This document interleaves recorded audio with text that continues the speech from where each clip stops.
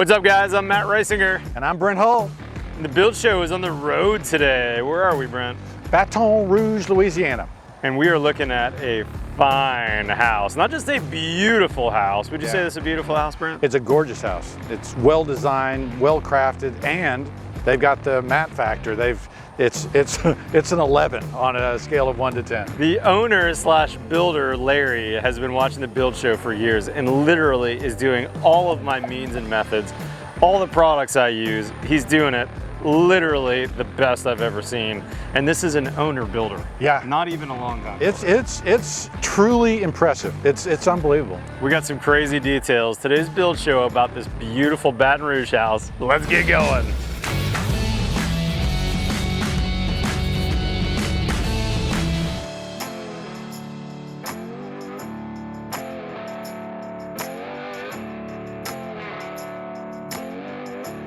The details on the outside of this house, there's so much to talk about here. But let's start with your window and door package. This is your 100-year windows and doors, right? It is. So, we started this whole thing. Actually, it's your idea. You came to our shop and said, why aren't you building these for people? So we're introducing this 100-year window. The idea being that production windows today don't last. And so we're trying to implement and put in details that will last 100 years. And it starts with wood, and we build them with sapele. And so this is painted sapele. This is painted sapele, which is an African mahogany. So it's like, it's from Africa. It's very dense, it's very heavy. They were complaining about how heavy these doors are. Yeah, Larry was telling me one of these doors is like 1,600 pounds. They're very heavy, and so, but they're very stable. It's very tight grain wood, and it's just gonna last forever. Wood's the main thing. If you can get the wood right, then you've got a product that's gonna last a long time. And we'll look at one of your windows on the inside in a minute, but all the exterior woods, almost all the exterior woods is sapele that they got from you too, right? Like these rafter tails we're seeing? The rafter tails and the beadboard and all that. He actually bought these yellow pine beams, and you see the longleaf yellow pine beams over the windows there. So and then do you know what the cladding is in this spot? So it's brick, and then they're stuccoing it. Okay. So which is a traditional building technique, right? And so what you have is this is a Louisiana kind of vernacular house. Okay, so that what that means is it was a house that would have kind of grown up pre-architects, right, that were reacting to the climates and the conditions that they were living in. So the pitch of the roof, porches, obviously allowing a lot of air movement, tall ceilings, right? So you have this vernacular house that then has these appendages on it that would have grown up as the family gained wealth and grew up. Yeah, and if you look at this house from the drone shot, there's like 5 buildings. There's different roof types, like over here where that black breather membrane, which by the way I'd never seen before. That was really cool. There's going to be cedar on there. Right. This main roof above us has slate. So there's this really interesting, the house kind of looks like it grew out. And you have different materials. You have brick and stucco, you have drop siding, you have cedar shakes, you have all these mix of materials, which is charming and kind of part of that tradition. Yeah.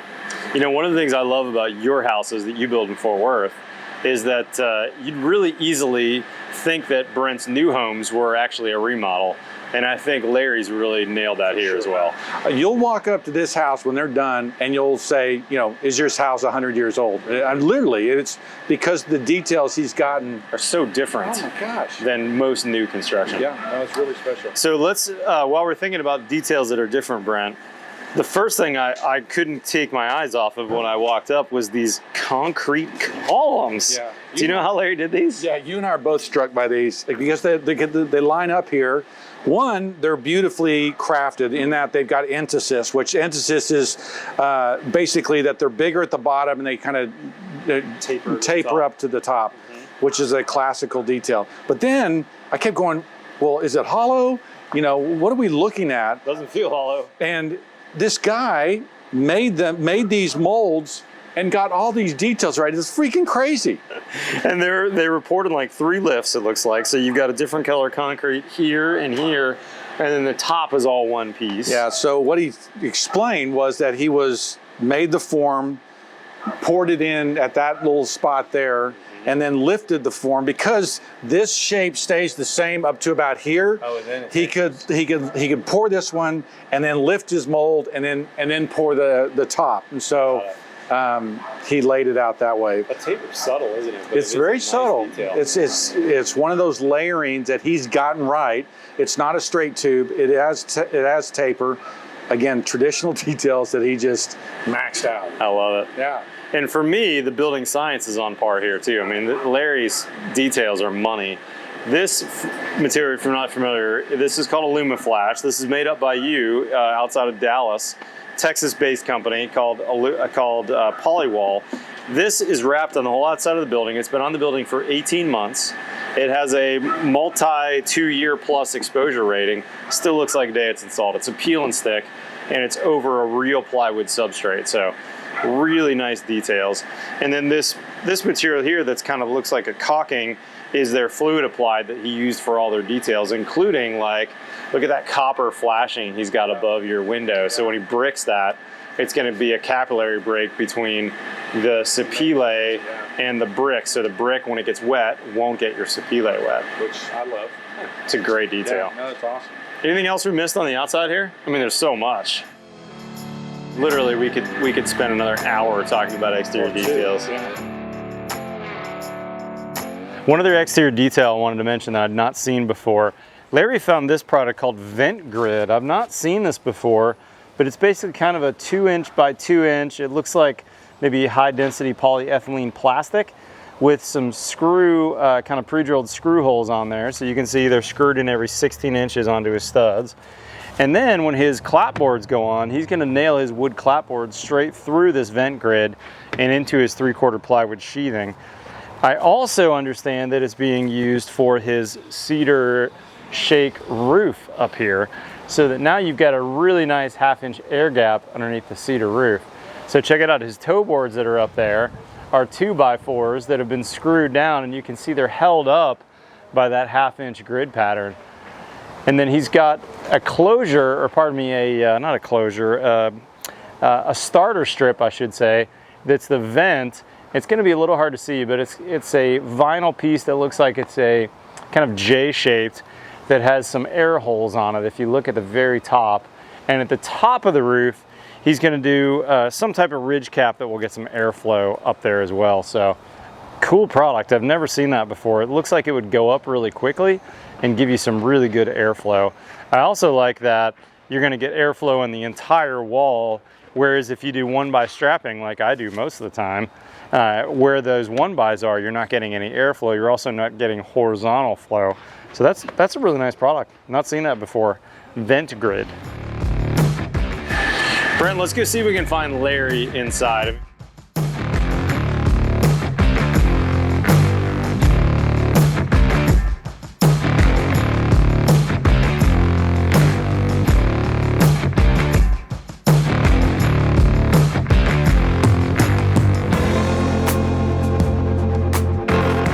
Hey, before we go in real quick, I want to show you something that Larry showed me. If you're not familiar, this is an Aqua hose bib. This is their 18-inch ground hydrant, which means that you can actually put these outside and in the ground. And Larry, who's actually in the fabrication business, fabricated this steel, looks like a 5x5 column that's hollow, had it hot dip galvanized, made a stainless cap that he could drop this Aqua hose bib in, and then all of his hose bibs in the house, instead of poking through the house, which is an extra penetration, an extra place where water could leak, all of his hose bibs are going to be outside the house, actually in the ground, and then his irrigation system will feed this. So check this out. This will be below ground, and the reason why this is deeper is when I take the hose bib off of here, let me show you the hose bib, I think is in this, right here. So here's what it'll look like. You'll put the hose bib in like this, and then the water flows when this is this way. This will shut it off, but you can take it off, and then it's got a anti-siphon, so it's going to drain back, and then he's going to fill this bottom part with rock, so that small amount of water will drain down into this kind of dry well, so to speak. He'll drop this cap off, and now his hose bibs will be in the yard. What a genius idea. And I love that he used his fabrication shop to do both the steel and the stainless cap. That is a really, really nice detail from not even a builder, just an engineer building his own house. Let's go meet Larry inside. Larry, Good. how are you? How are you? Good to see you again. Place looks magical. Oh, well, thank you. I mean, it looks really good. Yeah. Well, you the- did a great job. The doors and windows. Well, Bring it out. they look good, right? They're kind of pronounced. They're you haven't got the exterior material on there yet, but it's really looking good. Well, thank you. How much longer do you have? Probably. Couple weeks? Yeah, probably the end of next summer. Okay. Hopefully. Yeah. Well, everything's coming together. You're going to be sheetrocking soon? We're hoping to start sheetrocking in January. Okay. Yeah. What's been the hardest part? Ooh, that's a good question. Just all the details, just coordinating things and all the details. Yeah. And just getting people to sort of think differently. Yeah. So that's been the Well, hard- that's what we fight for, right? I mean, we're on our jobs. We are typically trying to encourage them to build better. I mean, you kind of got a magical place here because you've got this aesthetic, right? This very traditional design, but the technical aspect of it is up here, right? And so I was telling Matt, I mean, this is like an 11, right? And so you're getting all these details. People don't build this way, and so you're practicing traditions that people don't do anymore. I didn't know any better. I just started watching videos, and I reached out to Matt early on, just as a consultant when we just had drawings. Yeah. Because I had seen so many things in my current house, which is an older home, Yeah. that I just wanted to have different, and we wanted to build something that was architecturally pleasing, Okay. but also well built and efficient. Yeah. And yeah. So and the doors and windows are working fine? Oh, absolutely. I just, from an architectural standpoint, I just couldn't imagine anything else on the house. And in Baton Rouge, the single pane windows, I live with single pane windows in the house, so I think they're fine. Me too. Yeah. Hey, I think Matt's geeking out to something in your attic. Let's go find him. All right, let's do it. I know he's doing that. Okay. Larry, this attic, I love it. It's a little different than most attics in Baton Rouge, isn't How are it? you? Yeah. Now, did you use positive energy for design up here? We did, yeah. I mean, everything is beautiful up here. Where do we start? There's so much to look at and see. Yeah. How about we start with this water heater closet? Sure. So you use Gary Klein to consult with you on your water heater system and layout. And you and I talked early on in your construction about putting like a shower enclosure and putting the water heater tank in a shower enclosure. But you won up that, didn't you? Yeah, well, the architect had no provision for a mechanical room.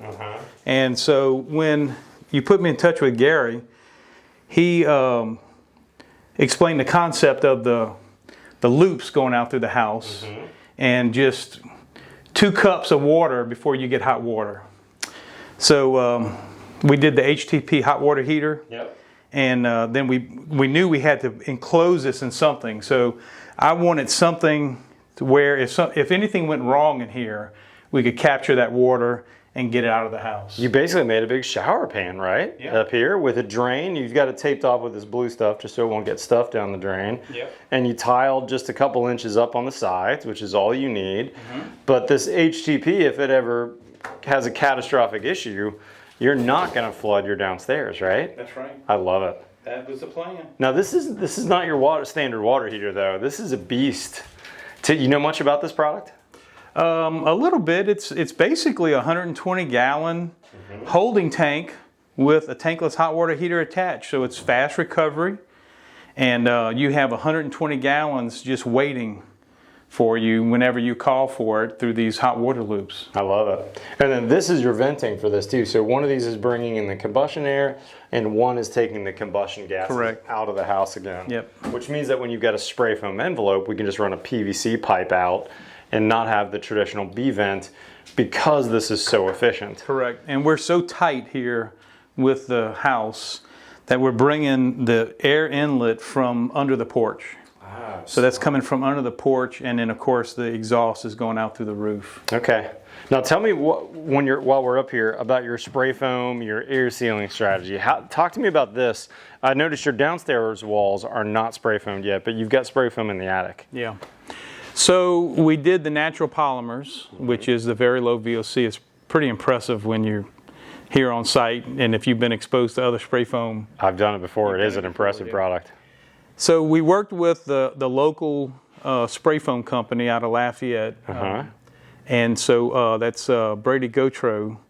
And so they came with closed cell foam and basically glued the structure together. I didn't want to use closed cell everywhere. Okay. So they glued the structure together. Anywhere we have hips or ridge, or where a top plate is near a roof deck, or the bottom plates, and so they basically glued all that together with closed cell foam, and then came and filled it with their low VOC open cell foam.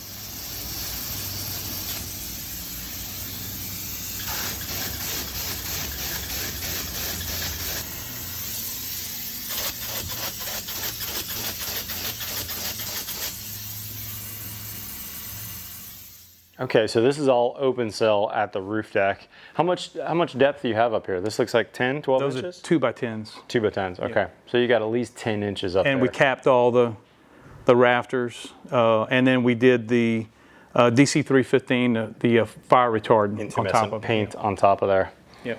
All right, now one thing that stood out to me when I saw this attic that I was absolutely blown away with is this plate right here. Tell me about this. This is not a off-the-shelf part from anybody, is it? What is this, Larry? Well, when I knew we were going to use the Zender system, they have these tubes that run everywhere. And when I saw other installations, they just didn't look as organized as I wanted them to look. So we drew up these templates and water jetted plywood. Love it. Attached these to the frame, and as you can see, we're running the hoses, the supply and return hoses. So these are the Zender hoses like I used in my house, and mine do not look this organized. This is almost as if you were running, electrical wires, right? And the electrician staples it nicely. You ran those water jetted guides, for lack of a better term, so that you could run those in a really neat and organized fashion. And over here is where your Zender is going to be. And then you've got your distribution boxes. And then these are both, it looks like supply and return right there. Supply and return. And there's another set on the other side of the attic that'll be connected together. But the Zender unit, as you know, it's so impressive. It's so well designed. I've loved it in my house. And all the HVAC people that I talked to, when I showed them the drawings, it just overwhelmed them. And so I basically just told them, back it out of your quote, I'll do it. And so you ended up installing this yourself. Dang. So and it's a little work, but it's not too bad. And of course, if I wouldn't have run all these plates and you just ran the hoses on the deck, it's a lot quicker. Which is what I did at my house, but it doesn't look nearly as nice as yours does. Well, thank you. It's really, really pretty. Now, there's a pipe, though, that I didn't use at my house, which is this one right here. What is this guy? Well, this is the fresh air intake. We've got 2 fresh air intakes, and this isn't finished yet, but this is for the Zender unit. This is for a makeup air for the kitchen hood. So that's a separate system that Mitsubishi configured. And so this is their Comfo tube, or Comfo pipe, I should say. This is Comfo tube. This is Comfo pipe. And it's all modular. EPS foam, maybe? Just comes apart real easy. And check that out. And you just connect different elbows, and you can make all sorts of look at that connection, bends and configurations. And then how are you making this airtight? Are you putting a caulk or a sealant on there or anything? Silicone adhesive. Okay. Yeah. So that's I haven't done that yet, but when I get close to having all this finished, I'll come back and put and I've done it to these. When you're running the long runs, it helps to glue several of them together. So I've got some with 3 pipes, some with 2, and glued them together. And so as we're running in long stretches, it just makes it easier for the installer to do that. Yeah, that's really cool. Now you've got another section that already has some of your Mitsubishi equipment installed. Let's meet over there and we'll show these guys that. Okay. All right, Larry, so we were able to actually walk from that other section. Way to go, solid decking all of this. But this is what I want to show these guys. Look how pretty your install is on these 2 Mitsubishi forced air units. So this is all Positive Energy's design, right? That's correct. And walk me through the equipment and what you've got here. So we're in the master wing. We have a dedicated unit for the bedroom. Okay. And then this handles the rest of the building. Okay. And so we're using Mitsubishi VRF technology. So the condensers outside can throttle themselves to whatever they need to. And of course, you know, when I started the project with Positive Energy, they send you a questionnaire and they want to know, what are your goals? And I want it quiet and comfortable. Oh man. And these are both quiet and comfortable. If these were plugged in and running right now, you and I would have the same conversation, the same decibel level. Very, very comfortable and very quiet. Well, that's what we're shooting for. The cool thing about these is that we're utilizing that VRF technology, but the ductwork, the form factor is really the same as anybody else's equipment, right? So your HVAC contractor that installed these didn't have any weirdo things going on. It's really the same kind of ductwork. It's still a high flow system, a high static pressure system. You have to follow the plan, and actually they build lower static pressure than what our normal HVAC guys would see. Oh, is that right? Interesting. Yeah, and so their concept is that you know, the ducts are bigger than what I would have received if I'd have just called up a HVAC contractor. The grills are totally different, and so they run calculations on all that. And so their concept is these air handlers run 24/7, always moving air, always filtering. And so, you know, we want them quiet. Yep. And so that was the concept that they had. And so they told me in the beginning that if you have a budget or you want to skimp on the units, not the ductwork. Totally. And so, because these units will be changed out over time, or you can upgrade them in 10 years if you can't afford, you know, the ones that you wanted up front. Yep. So that was their advice to me. That's really smart. And I like how on the return side, you've got these big old April Air. You've got matching dual units over here. Let's pop this door off so people can see what this looks like. Do you know why the size is so big? I mean, if you look at this return box, it's quite a bit bigger. Was that size so that we could get this particular April Air unit in? Is that why? That's right. Okay.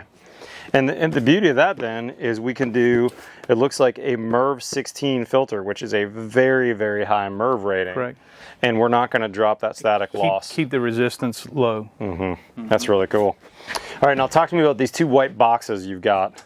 What are these? These are dehumidifiers. So each unit has a dedicated dehumidifier, and they're in line with the ducting system. So we haven't ducted this yet, but this is going to pull off the return and then dump into the supply? That's correct, yes. And probably there's a backdraft damper that will get installed backdraft as well. damper over here, because the unit, the air handler, stays running all the time. Yeah. So you don't want anything going back when this is not turned on. Makes sense. Yeah. I like it. You got your drain pans on here. You've got some all thread with some unistrut. You've got a little vibration damper. This is a really top-notch install. Oh, thank you. Did you guys do this, or did your HVAC contractor do I this? did that. That's the engineer in you, Larry. I like that. And here again is your Zender system with these tubes just running through. Look at how pretty this is. Larry, I'm so impressed with your install. Oh, well, thank you. And I love the fact that you and Ken, who's your brother-in-law, who's an architect, and you're kind of your project manager, and your son, Tom. Thomas, he helped me with a lot of this. Did a ton of this install yourselves. You're not an HVAC contractor. You're not trained. You installed it. And then when Zender comes to commission the unit, all they need to do is throttle those vents just a little bit, one way or another, and this entire system will get commissioned in a day. Yeah. So it's basically, you know, we reached out to Positive Energy to do the design, and it's basically follow the design. Amazing work. Now you've got a design on the house for something I've never seen before in your kitchen, which is a drain system. Let's go show these guys that. Okay. All right, let's do it. All right, Larry, we're in your kitchen space here. And your floor is a little different in this kitchen. What is going on with this? Well, when I reached out to Gary Klein and we started interacting with him, he told me about the concept of putting drains in areas of the house where you could be susceptible to flooding. And I've just had several people that I've known that have had ice makers that flood their house. Ice makers are the worst. Different things. So.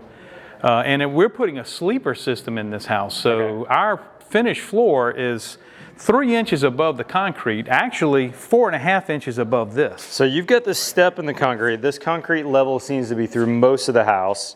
And if you're not familiar with the sleeper system, that's some type of usually pressure treated 2x that gets attached to the concrete, And then sometimes plywood and hardwood floors, sometimes hardwood floors right on top of that.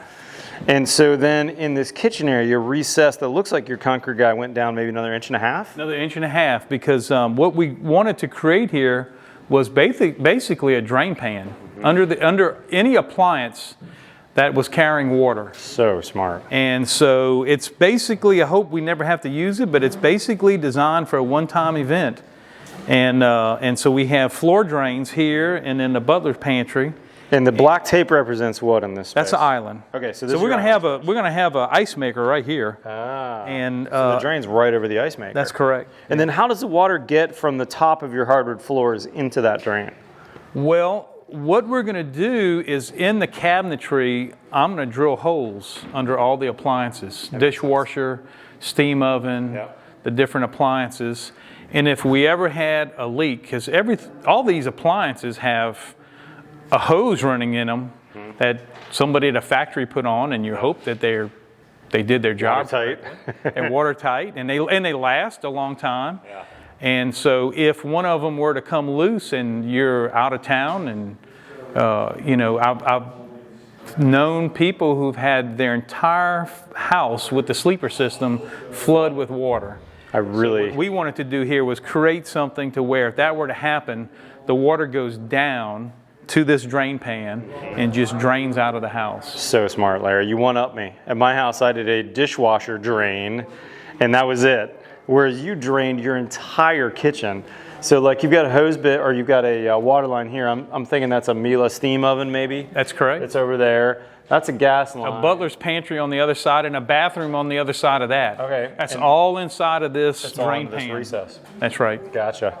And then you've got, looks like refrig, maybe Sub-Zero or something over here. Fridge, freezer, coffee station, dishwasher. So all those, if they leaked, would basically, all that water would find its way. There's water hoses going to every one of those. So smart. And then this backstop here would keep that water from rolling to the rest of the house. That's correct. A one-time use emergency I hope drain. we don't ever have to use it. But if you do, you've got it. Yeah. That is really, really smart. Thinking forward, that flood event for that dishwasher, for that ice maker, that could be $10,000, $20,000, $40,000. So this recess with a drain cost you what? $2,000, $2,500, $3,000? Maybe. I don't know that the concrete vendor charges anything extra to recess this the way we did. We didn't slope it. It's not a real shower pan type of drain. It's just made for a one-time event. And when you look at the statistics of what insurance companies spend on flooded homes, it's like in the billions or something stupid. Yeah. It's a lot of money. Yeah. Now, speaking of flooding, this is a dehumidifier that we normally see in the restoration industry. What do you got going on here and with all these ducts that I see running around in the house? Well, we put temporary HVAC in so that we could start to climatize the house. We've got a lot of woodwork coming in the house. Yeah, you do. We wanted to get it climatized and get all of our wood stable and just have a stable house. Really smart. Speaking of wood, I'm seeing you used, it looks like real plywood on the outside. Yep. What's the thickness of this plywood? Most of it is 3/4 inch. Behind the brick, we use 5/8. Okay, so 3/4 or 5/8 here. And then this is pressure treated, isn't it? That's correct. Yeah. Oh, I like that detail. Yep. So the bottom 2 feet, Larry ripped a 4x8 sheet in half and ran pressure treated. That's an old detail from one of my videos, isn't it? Yep, it is. That's where I got it from. I love it. Yep. Here's the Gary Klein hot water loop that runs through the kitchen. Okay, yeah, so if you look from back, you can see that kind of loops in a horseshoe shape to the kitchen sink and back, and then you're gonna have a pump, a Metland demand pump, ACT demand pump that will be up by the water heater. How's that triggered? How's that pump activated? Well, we're gonna have a combination of little doorbell ringers and underneath the toe kicks, we're gonna put some motion sensors. Smart. So for people who don't know you gotta press a button, we have, motion sensors. I love it. That's such a great idea. Now, speaking of wood, I'm seeing different color coding you're using throughout the house. This area is yellow. I saw some red and some blue. What's that coating mean? It's color coded for the finishes. So the yellow is just a color we picked for regular sheetrock. Okay. And the blue that you see is quiet rock. and the red is shiplap. Ah, okay, that's really smart. So you're telling the finishers later, hey, hang drywall or don't hang drywall in this area. Let's be smart about what we're doing. Yeah. That's really smart. Hey Larry, one thing that I noticed on your house is that you guys did a really nice job on your Illumiflash install. Talk to me about this table that you figured out. Well, after spending a weekend with my knees on the concrete cutting Illumiflash, I went to my framer the next Monday and asked him to build this table for me. And I found this cutting board and grid work that's underneath here. So what is this cutting board? Where'd you find this? This is like... I found it on the internet, and it's basically what people who build, cut material for clothes, okay, that sort of thing. It's got a 1-inch grid work on it, and of course you can run a razor blade on here very easily. Yeah. And so we just nailed it down to a 2x4 and use an old broomstick. So your Illumiflash roll just kind of pops out. That's right. This would make a great gift wrapping station too for the holidays. The same place that sold us this. So it's basically a cutting edge with a ruler guide on it, and you just mark your Illumiflash and cut it. Can I cut a little piece? Absolutely. All right, so we're gonna. I don't know if that's a sharp blade or not. We're about to find out.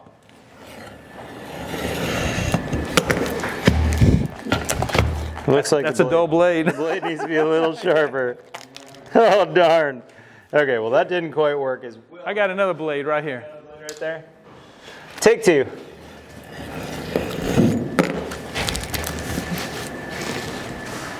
There we go. Beep. Take two.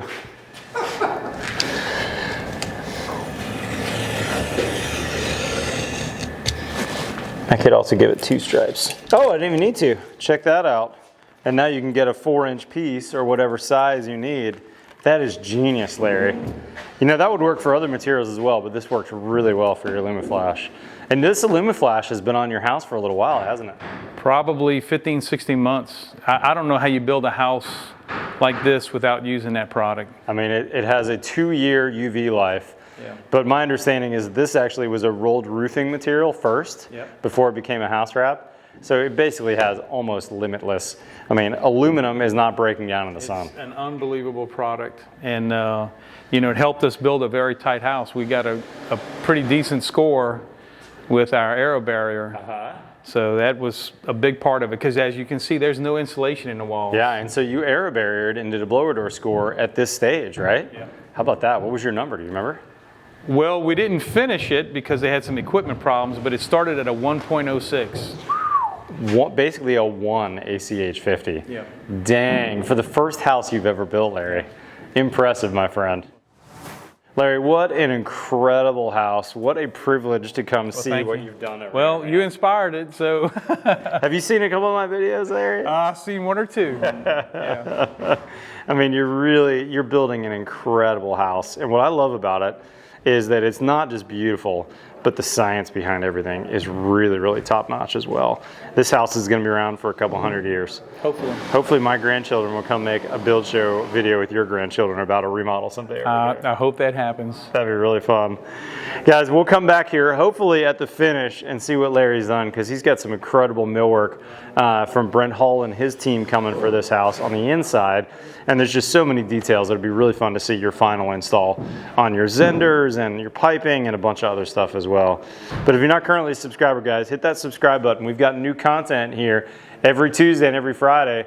Follow me on Twitter and Instagram. Otherwise, we'll see you next time on, you know how to finish my videos, on The Build Show.